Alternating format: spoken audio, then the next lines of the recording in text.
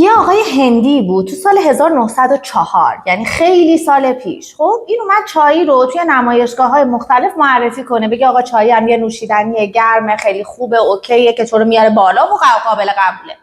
بعد توی اون گرمای نمایشگاه هیچ کس از این نوشیدنی که این بنده خدا معرفی میکرد استقبال نکرد. بعد این با خودش گفتش که مشکل از چای من نیست، مشکل از نحوه ارائه کردن این چای هستش. اومد چیکار کرد؟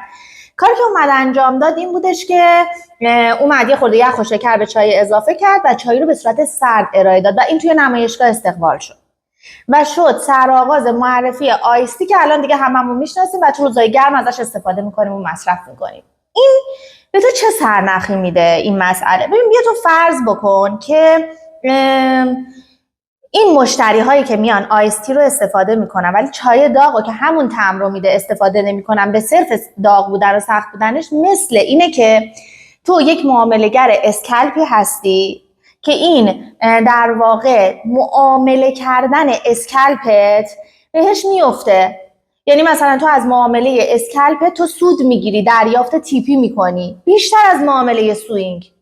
در کنارش اونایی که چای داغ میخورن کسایی هستن که از معامله سوینگ کردن لذت میبرن، به برآیند مثبت میرسن و سود میکنن.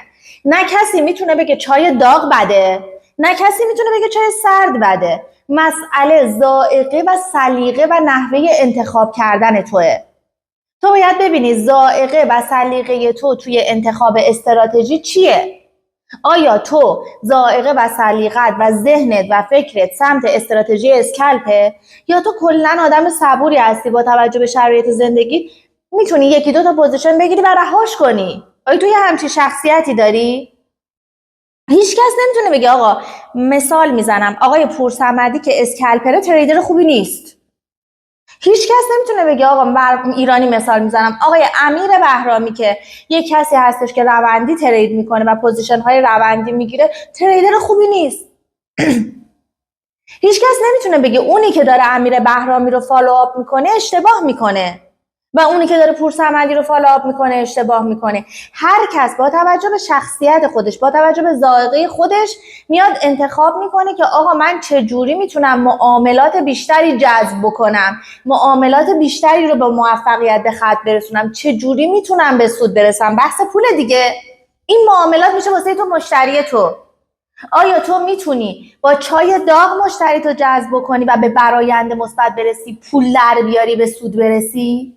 یا اینکه نه، تو میتونی با آیستی معاملات تو انجام بدی و به برآیند مثبت برسی؟ بچه‌ها یه چیزی بهتون بگم، ذهنیت یک تریدر باید ذهنیت پولساز باشه، ذهنیت گیمتی نباشه، ذهنیت یک گیمر نباشه.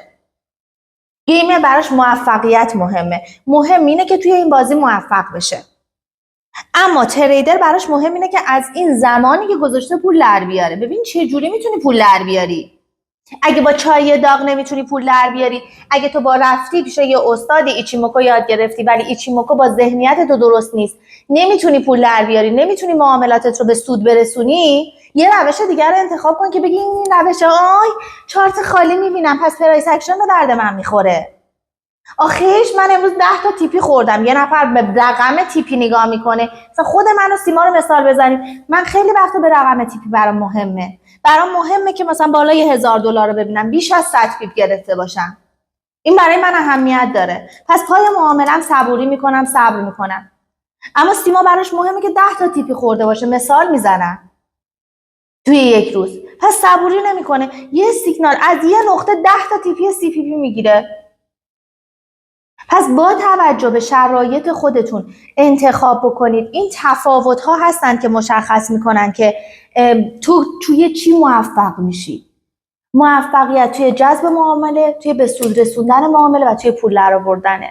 حالا برو راهت رو پیدا کن و مسیر خودت رو مشخص کن.